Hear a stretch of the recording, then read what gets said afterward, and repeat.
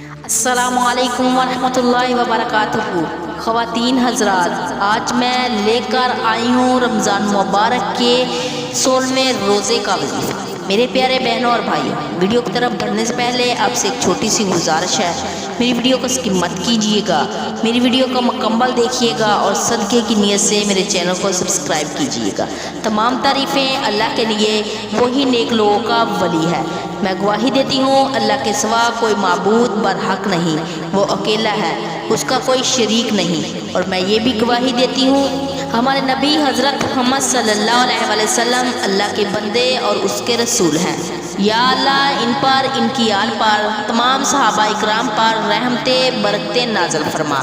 میرے پیارے بہنوں اور بھائیوں، آج کی اس ویڈیو میں اللہ کے 3 ناموں کا ایک پیارا سا عمل لے کر حاضر ہوئی ہوں، جو آپ نے 16ویں روزے یہ عمل کرنا ہے۔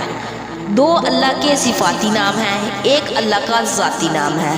اگر آپ اس عمل کا معمول بنا لیتے ہیں، اللہ تعالیٰ آپ کو زمینی اور آسمانی آفتوں سے محفوظ رکھے گا، اللہ آپ کو شیطان کے شر سے محفوظ رکھے گا، اللہ تعالیٰ آپ کو آپ کے دشمنوں سے حفاظت رکھے گا، آپ کی اولاد آپ کی فرما بردار ہوگی، آپ کو ہر مصیبت میں کامیابی ملے گی، آپ کے گھر سے پریشانیاں ختم ہو جائیں گی، آپ کو اس عمل کے بہت سے فوائد حاصل ہوں گے۔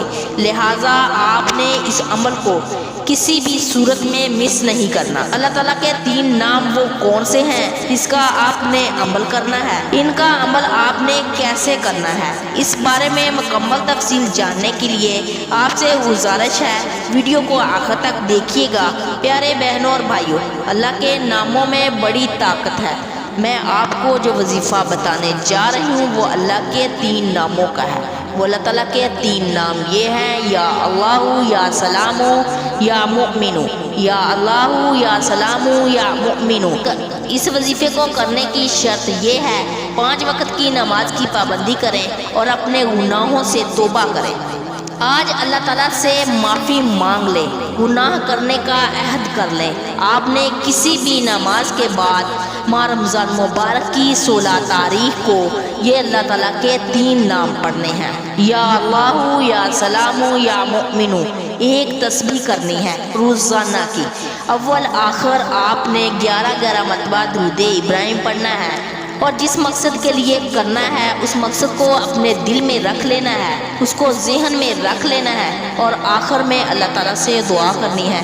اللہ تعالیٰ ہم سب کو اس پر عمل کرنے کی توفیق عطا فرمائے۔ جزاک اللہ خیرہ۔